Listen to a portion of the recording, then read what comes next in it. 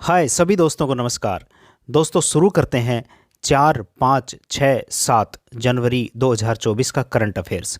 इस वीडियो में पहले तो क्विज के माध्यम से बहुत सारे करंट अफेयर के क्वेश्चन इसमें डाले गए हैं।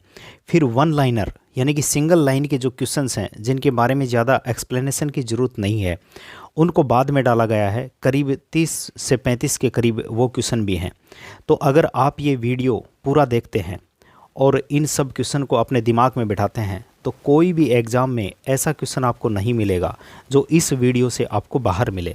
तो चलिए दोस्तों, इसी उम्मीद के साथ शुरू करते हैं आज का ये वीडियो। पहला क्वेश्चन है कि हाल ही में किस सामाजिक कार्यकर्ता ने गाज़ा पर इजरायली हमले में अमेरिका की भूमिका के विरोध में रमन मैगसेसे अवार्ड को लौटाने का ऐलान किया है। यानी कि which social activist has recently announced to return the Raman Magsaysay Award in protest against America's role in the Israeli attack on Gaza। हम सब जानते हैं कि इज़राइल और हमास के बीच अभी कुछ दिनों से लड़ाइयाँ चल रही हैं और उसमें अमेरिका इज़राइल का साथ दे रहा है। तो एक सामाजिक कार्यकर्ता हैं, उन्होंने रमन मैगसेसे अवार्ड को वापस लौटाया है इस कारण कि अमेरिका इज़राइल को सहयोग दे रहा है। यानी कि मानव नरसंहार के लिए उनका कहना है कि मानव ये नरसंहार हो रहा है और उसमें अमेरिका इज़राइल का सहयोग कर रहा है, इसलिए उन्होंने ये रमन मैगसेसे पुरस्कार लौटाने का ऐलान किया है। तो कौन है वो शख्सियत? पहला ऑप्शन है पंकज त्रिपाठी, दूसरा ऑप्शन है प्रदीप मिश्रा, तीसरा ऑप्शन है संदीप पांडे और चौथा है अविनाश तिवारी। तो इसका सही ऑप्शन है सी, संदीप पांडे। संदीप पांडे जी ने, ये सामाजिक कार्यकर्ता हैं, इन्होंने रमन मैगसेसे पुरस्कार को लौटाने का ऐलान कर दिया है। इनको रमन मैगसेसे पुरस्कार कब मिला था? इनको रमन मैगसेसे पुरस्कार मिला था 2002 में, यानी 2002 में रमन मैगसेसे पुरस्कार मिला था। किस क्षेत्र में इनको दिया गया था? इनको दिया गया था उभरते नेतृत्व श्रेणी के लिए, यानी कि इमर्जिंग लीडरशिप कैटेगरी में इनको ये पुरस्कार दिया गया था।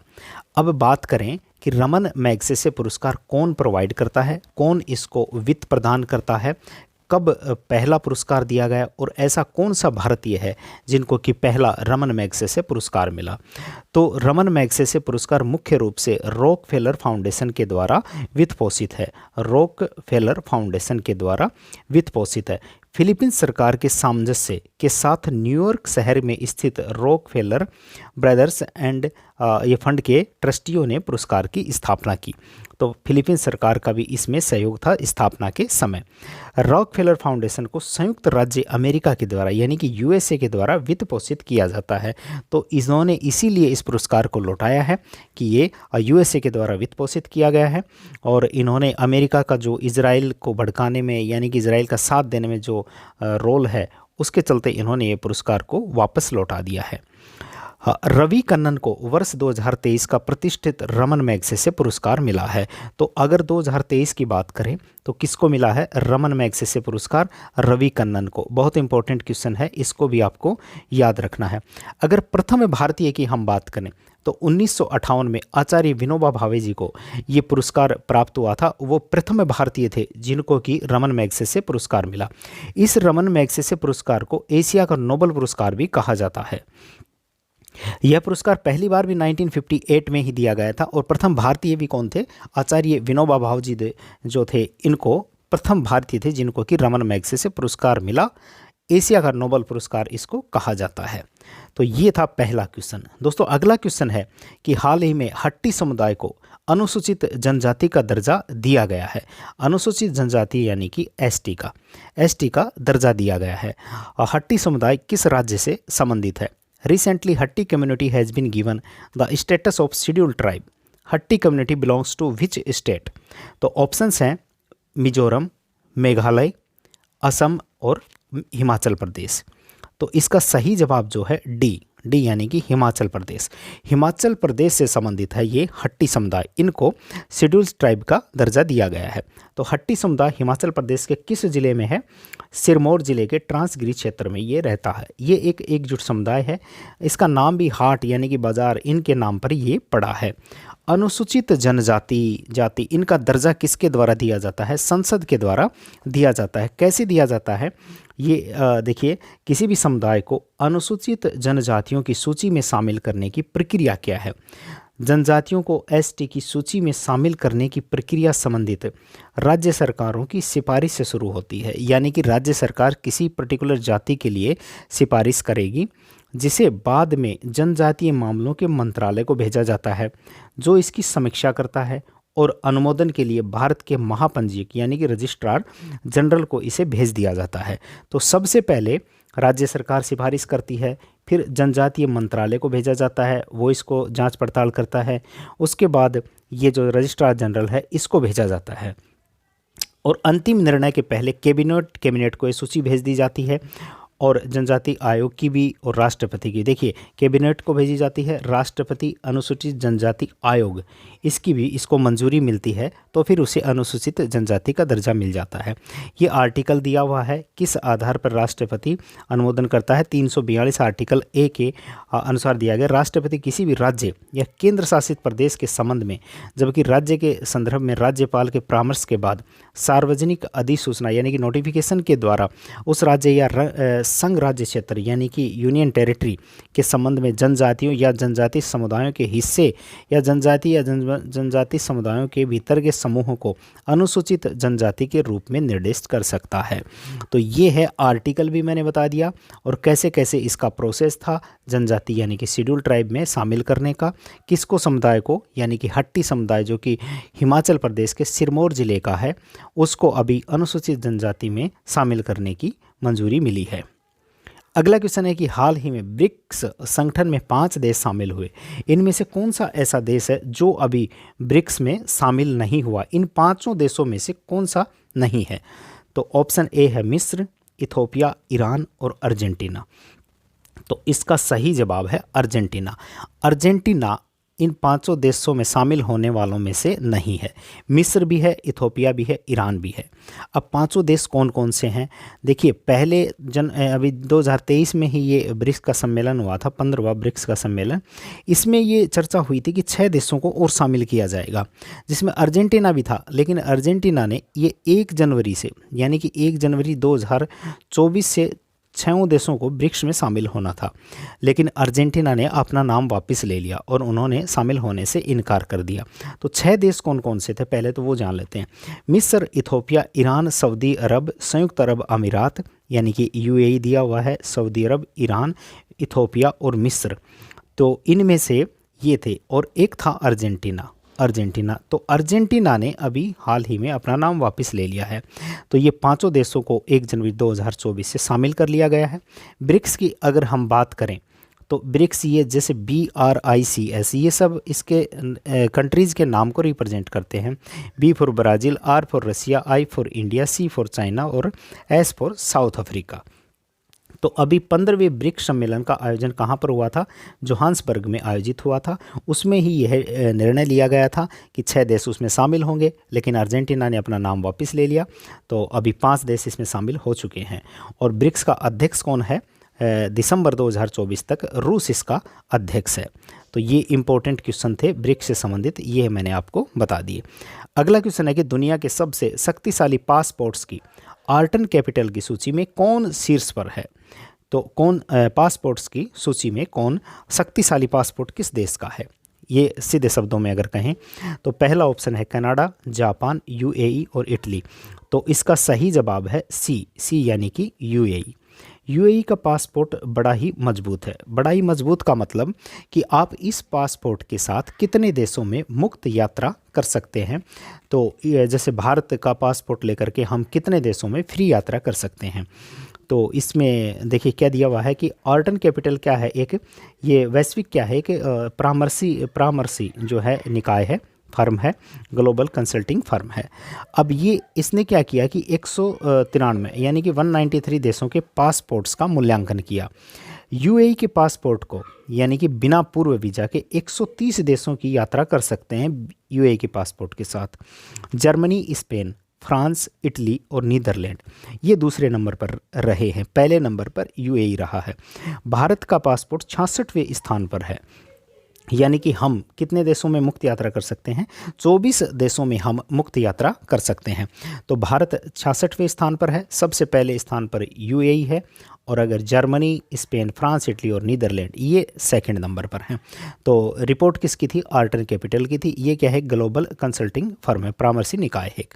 तो कितने देशों का मूल्यांकन किया? 193 देशों का मूल्यांकन किया। तो ये एक इम्पोर्टेंट क्वेश्चन था। अभी अगला बहुत इंपॉर्टेंट क्वेश्चन है कि आईएनएस विक्रांत पर अभर मिसाइल सिस्टम लॉन्च किया गया। यह किस प्रकार की एक मिसाइल है?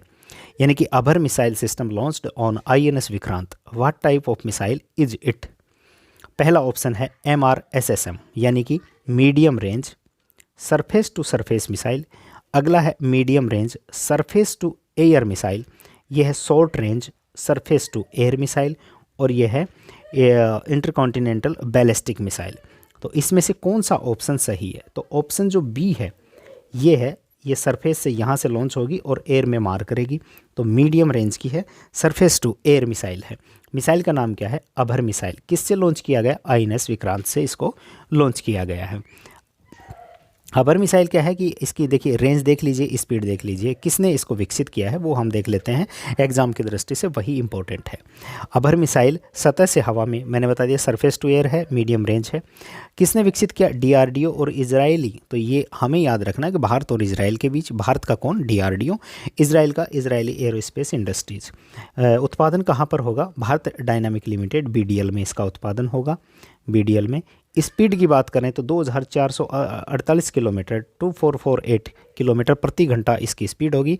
रेंज क्या करेगी? 70 किलोमीटर की दूरी पर दुश्मनों के जो भी विमान हैं, हेलीकॉप्टर हैं, मिसाइल्स हैं, ड्रोन्स हैं, उनको नष्ट करने के लिए इसको डिज़ाइन किया गया है।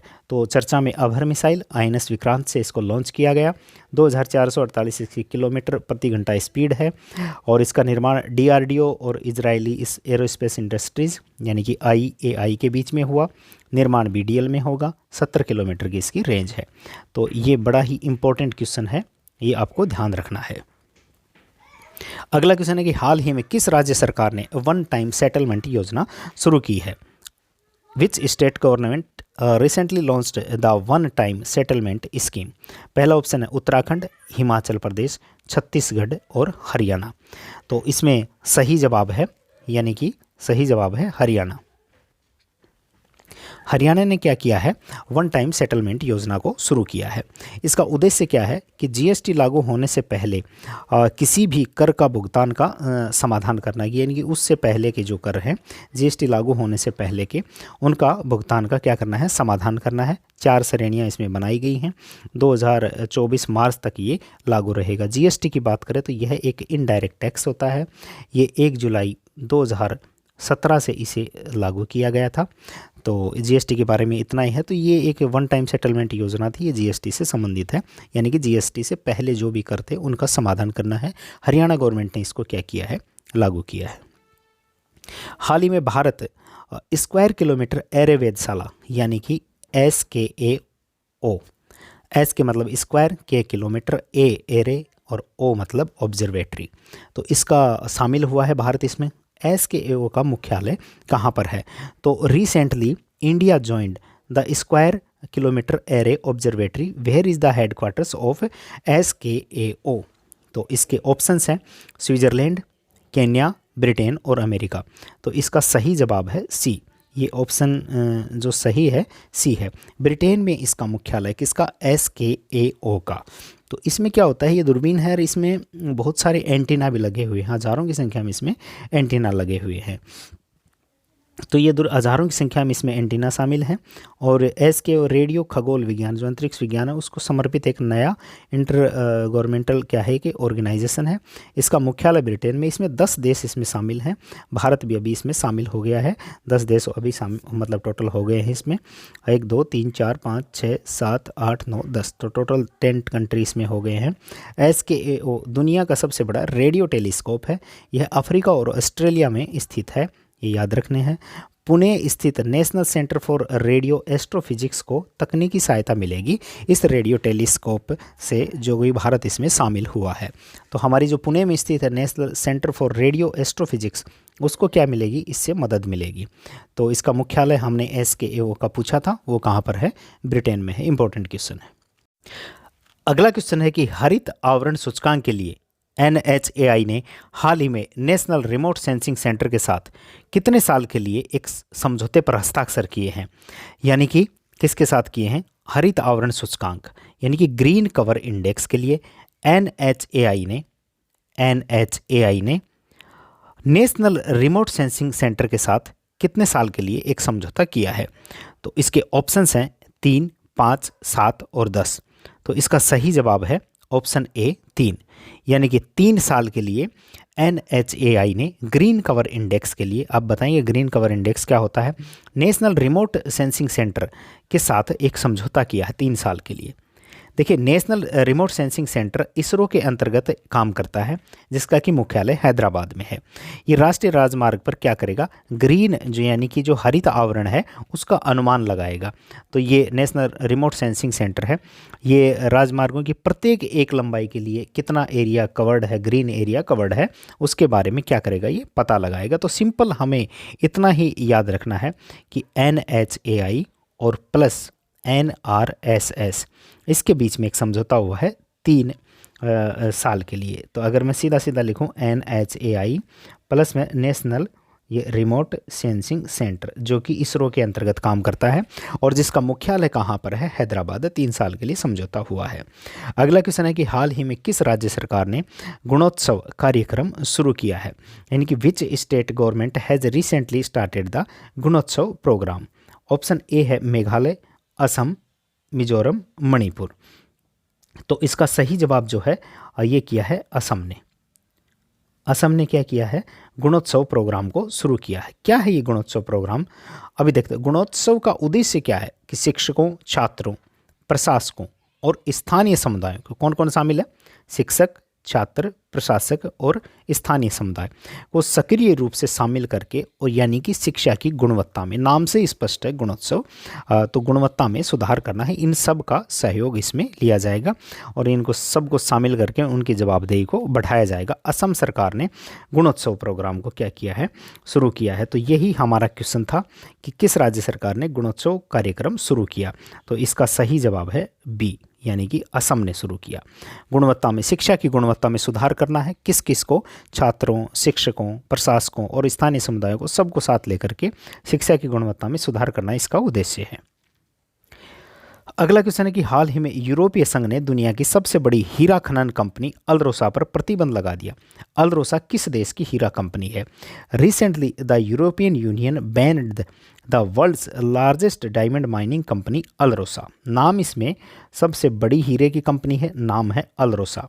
अल्रोसा इज ए डायमंड कंपनी और विच कंट्री, यानी कि किस देश की कंपनी है? अब प्रतिबंध किसने लगाया? यूरोपीय संघ ने लगाया। किस पर लगाया? अल्रोसा पर लगाया। अल्रोसा क्या है? सबसे बड़ी हीरा कंपनी, लेकिन पूछा क्या है कि किस देश की कंपनी है? ऑप्शन ए है यूक्रेन, ऑप्शन बी है रूस, ऑप्शन सी है इजराइल और ऑप्शन डी है सऊदी अरब। तो इसका सही जवाब है ऑप्शन बी, रूस। रूस की कंपनी पर, और कारण वही है कि रूस और यूक्रेन का युद्ध, यानी कि रूस ज़बरदस्ती मतलब यूक्रेन पे वार किए जा रहा है, तो लोग उस पर क्या कर रहे हैं? प्रतिबंध लगा रहे हैं। अल्रोसा रूस के हीरे के, ये मैं नहीं कह रहा, ये सब मतलब ये लोग कह रहे हैं कि भाई रूस ने यूक्रेन पर ज़्यादती कर रखी है और उसके चक्कर में इसके ऊपर प्रतिबंध लगाया जाने से, तेल के आयात को भी प्रतिबंध लगाया था, बहुत सारे कंट्री से तेल नहीं ले रहे थे। तो अल्रोसा रूस के हीरे का उत्पादन का लगभग 90% उत्पादन करता है। अल्रोसा दुनिया की सबसे बड़ी हीरे की कंपनी है, हीरे की खनन कंपनी है। तो ये था अल्रोसा से संबंधित। अगला क्वेश्चन है कि हाल ही में किस राज्य सरकार द्वारा राजीव गांधी स्वरोजगार स्टार्टअप योजना शुरू करी गई है? यानी कि क्वेश्चन क्या है?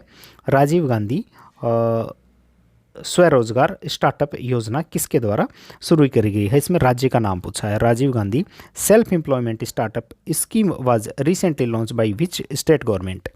ऑप्शन है कर्नाटक, केरल, हिमाचल प्रदेश और पंजाब। तो ऑप्शन सी है इसका हिमाचल प्रदेश। हिमाचल प्रदेश ने क्या शुरू किया है? राजीव गांधी स्वरोजगार स्टार्टअप योजना।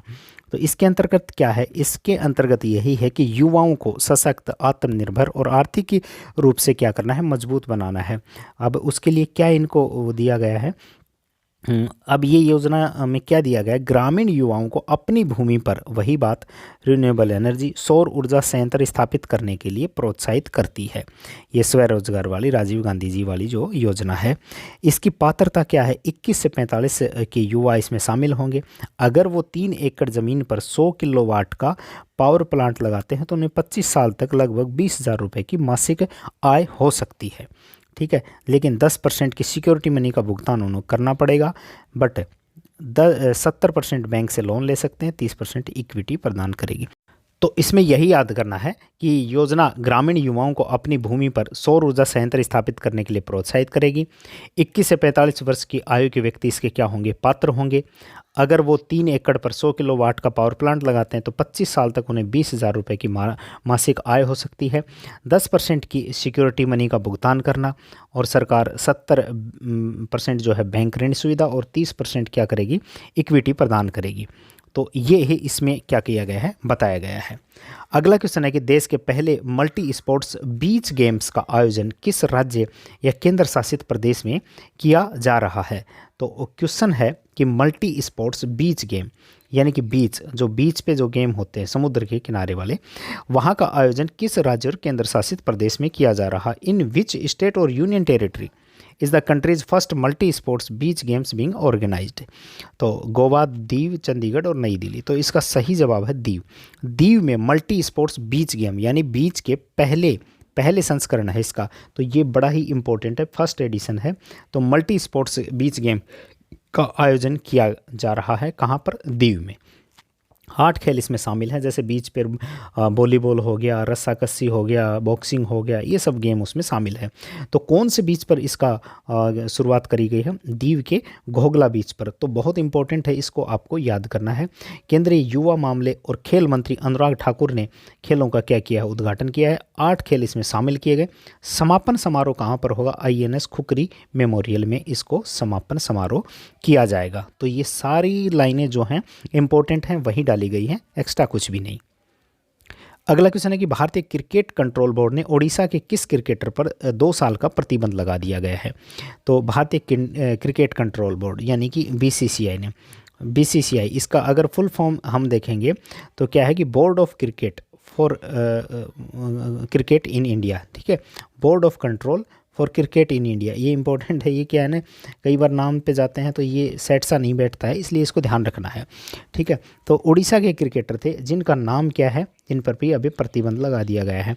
तो सिंगल लाइन क्वेश्चन था, इसमें कुछ ज़्यादा याद नहीं करना। सुमित शर्मा है, इन पर क्या कर दिया गया है, प्रतिबंध लगा दिया। क्यों लगाया गया प्रतिबंध, इन्होंने जो बर्थ सर्टिफिकेट है वो तरह तरह की बर्थ सर्टिफिकेट इन्होंने क्या करी, जारी की, उसको लेकर के इन पर बैन लगा दिया गया। तो 2 साल का बैन लगा दिया गया। अगला क्वेश्चन है कि NCC गणतंत्र दिवस शिविर 2024 का उद्घाटन किसने किया है। सिंगल लाइन क्वेश्चन है। NCC जो ये अपना रिपब्लिक डे कैंप है, इसका उद्घाटन किसने किया। आजकल उपराष्ट्रपति जी लगभग उद्घाटन कर रहे हैं या फिर राष्ट्रपति जी।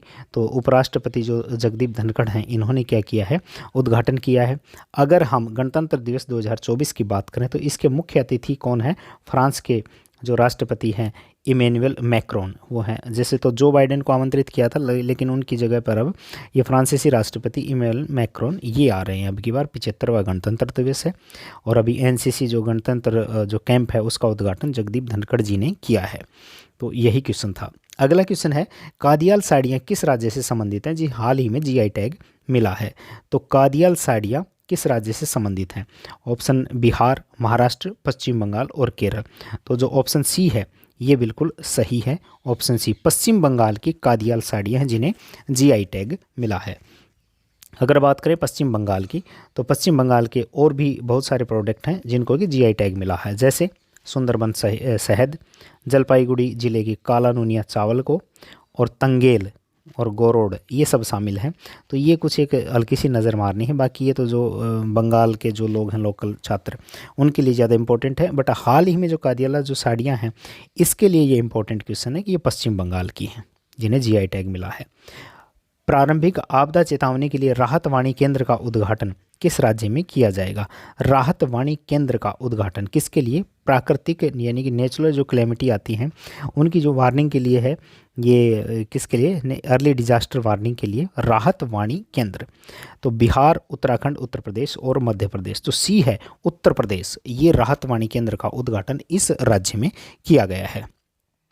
इसे लखनऊ के लालबाग क्षेत्र में स्थापित किया गया, जहां 6 कर्मियों की एक टीम काम कर रही है। तो राहत वाणी केंद्र लखनऊ के लालबाग क्षेत्र में स्थापित किया गया है। ये अर्ली डिजास्टर वार्निंग का एक सिस्टम है।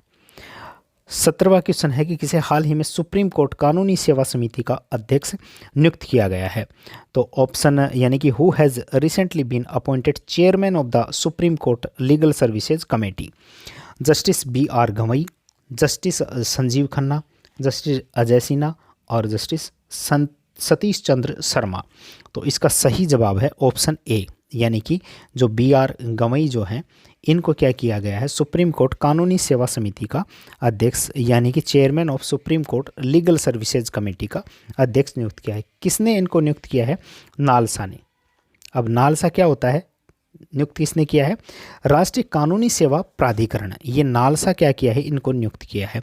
नालसा क्या है कि 1987 में एक प्राधिकरण आया था, यानी कि राष्ट्रीय कानूनी सेवा प्राधिकरण, उसके तहत इसका गठन किया गया था। ये क्या करता है? जो कमज़ोर वर्ग के जो लोग होते हैं, जिनको कि कानूनी सेवाएं यानी कि वकील सब नहीं मिलते हैं, उनकी क्या करता है? ये मदद करता है, उनको केस को सुलझाने में मदद करता है। तो इनके द्वारा इसकी नियुक्ति करी गई है, जस्टिस B.R. गवई जी की। किसके लिए नियुक्ति की गई है? Chairman of supreme court legal services committee के जो अध्यक्ष हैं, इनको बनाया गया है। हाल ही में स्वदेश दर्शन 2.0 में किस वन्यजीव अभ्यारण्य को यानी कि किस सेंचुरी को अभी शामिल किया गया है? तो ऑप्शन है स्वदेश दर्शन 2.0 में। ठीक है, ये 2015 में शुरू करी गई थी ये स्वदेश दर्शन। अभी बताते हैं इसके बारे में। तो कौन सा ऑप्शन सही है? तो ऑप्शन कोटागढ़ वन्यजीव, सुनाबेड़ा, हदागढ़ और डेबरीगढ़। तो ऑप्शन डी जो है ना, डेबरीगढ़, इसको स्वदेश दर्शन 2.0 योजना में शामिल किया गया है, इस अभ्यारण्य को। तो स्वदेश दर्शन कार्यक्रम भारत सरकार के पर्यटन मंत्रालय के द्वारा साल 2015 में शुरू किया, जो 100% केंद्रीय फंड की योजना है। अभी जो डेबरीगढ़ वन्यजीव अभ्यारण्य है, ओडिशा के बरगढ़ जिले में हीराकुंड बांध नदी पर स्थित है। स्वदेश दर्शन नाम से स्पष्ट है कि पूरे देश के दर्शन कराए जाएंगे। पर्यटन मंत्रालय की ये स्कीम है और 100% केंद्रीय फंड की योजना है। और जो भी टूरिस्ट प्लेस हैं, जो मंत्रालय है, पर्यटन के जो स्थल हैं, उनको इसमें शामिल किया गया है। तो डेबरीगढ़ वन्यजीव अभ्यारण्य ओडिशा के बरगढ़ जिले जो कि हीराकुंड बांध के पास स्थित है, उसको भी शामिल कर लिया गया है। मतलब स्वदेश दर्शन के तहत इसके भी दर्शन करवाए जाएंगे। अगला क्वेश्चन है कि हिमाचल प्रदेश के मुख्यमंत्री ने किस शहर में 5 दिवसीय विंटर कार्निवाल का उद्घाटन किया? हिमाचल प्रदेश के बहुत सारे क्वेश्चन इसमें आए हैं, 2-3 क्वेश्चन आ चुके हैं। तो ऑप्शन ए है मनाली, कसोल, शिमला और बद्दी, यानी कि in which city did the chief minister of Himachal Pradesh inaugurate the 5-day winter carnival?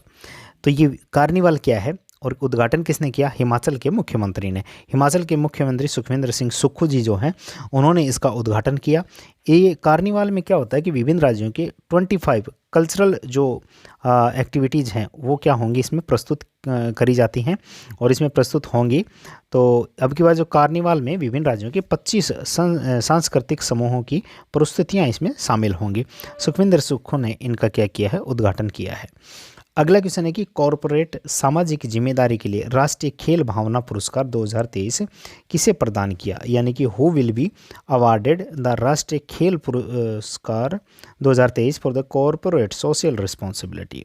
यानी कि ऐसी कॉरपोरेट जो होती हैं, जो राष्ट्रीय यानी कि खेलों के प्रोत्साहन में अपना जो सामाजिक उत्तरदायित्व को निभाती हैं, उनके लिए ये पुरस्कार दिया जाता है। जैसे कोई कंपनी हो गया, जैसे अगर मान लो रिलायंस ही हो गया, अगर वो CSR यानी कि कॉरपोरेट सोसाइटी यानी कि सामाजिक उत्तरदायित्व में अपना रोल निभाती है, यानी कि खेल को बढ़ावा देने के लिए अगर उसने कुछ ऐसे काम किए हैं, तो इसमें से एक कौन सी, चारों में से कौन सी एक कंपनी है, यानी कि कौन सा एक संगठन है, कंपनी है, जो भी बोले, जिसने कि राष्ट्रीय खेल पुरस्कार 2023 प्राप्त किया है? टाटा ग्रुप है, ओडिशा माइनिंग कॉरपोरेट लिमिटेड है, और रिलायंस फाउंडेशन और एनटीपीसी। तो इसमें Tata group, Odisha mining corporate limited, Reliance foundation और एनटीपीसी।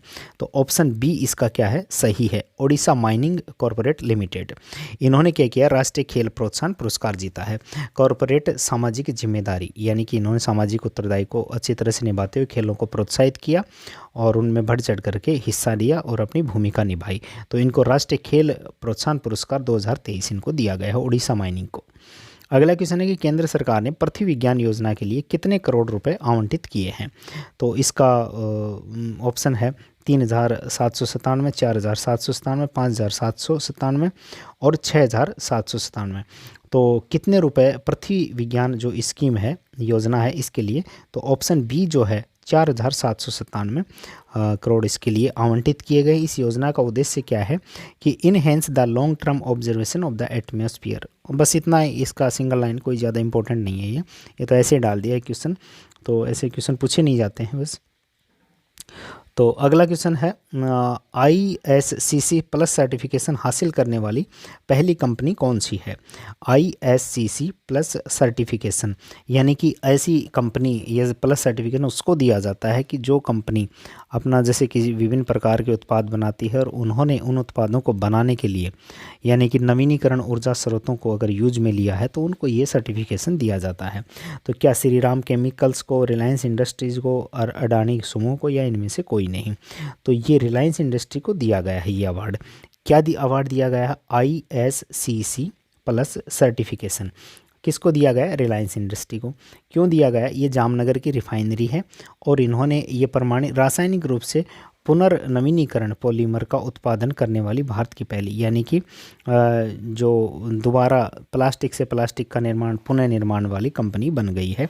इनको ये अंतर्राष्ट्रीय स्तर पर मान्यता प्राप्त हुई है। ठीक है, तो रिलायंस की कंपनी थी, यानी कि रिसाइकल्ड पॉलीमर, ये इंपॉर्टेंट है, रिसाइकल्ड पुनः नवीनीकरण, दोबारा से निर्माण, प्लास्टिक से प्लास्टिक निर्माण, नवीनीकरण ऊर्जा स्रोतों का उपयोग करके।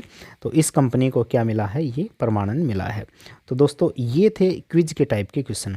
अभी ये वीडियो थोड़ा लेंदी हो गया है, अभी इसके बाद मैं दूसरा एक वीडियो डालूंगा पार्ट 2 करके या फिर रिवीजन करके, उसमें सिंगल लाइन के जो भी क्वेश्चन हैं, जो सिर्फ उनके लिए सिंगल लाइन ही अनिवार्य है, यानी कि कुछ ज़्यादा एक्सप्लेनेशन की ज़रूरत नहीं है, वो भी अभी मैं एक वीडियो अभी डाल दूँगा इसके तुरंत बाद। लेकिन ये वीडियो ज़्यादा बड़ा नहीं करते हैं, इतना ही वीडियो काफ़ी है, इतनी लेंदी। तो दोस्तों कैसा लगा ये वीडियो कमेंट में ज़रूर बताइएगा। धन्यवाद।